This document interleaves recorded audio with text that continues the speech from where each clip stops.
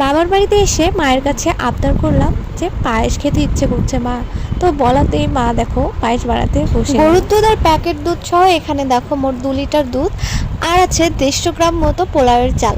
আর এদিকে দেখো ঘি দিয়ে চালটাকে মা আগেই একটু মাখিয়ে রেখে দেয়, এতে পায়েসের টেস্টটা বেশ ভালো আসে। এবার দুধটাকে কিছু সময় ফুটিয়ে নিয়ে মা চালগুলোকে দিয়ে দিল। আর এদিকে দেখো মিষ্টিগুলোকে মা শিল নোড়া দিয়ে একটু ভেঙে নিচ্ছে যাতে এটা দ্রুতই গলে যায়।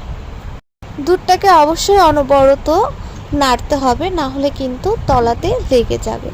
চালটা বেশ হাফ সিদ্ধ হওয়ার পরে বাকি মিষ্টিটাও দিয়ে দিল, আর দিয়ে দিল কিছুটা পরিমাণে চিনিটাকে তোমরা স্বাদ মতোই অ্যাড করবে। এবার এভাবে নাড়তে নাড়তে দেখবে পায়েসটা বেশ ঘন হয়ে এসেছে। আর মনে রেখো চিনি বা মিশ্রিটা প্রথমেই কিন্তু দুধে অ্যাড করবে না, তাহলে কিন্তু চালটা সেদ্ধ হবে না। আর সবশেষে পায়েসের মধ্যে কিশমিশটাও দিয়ে দিল।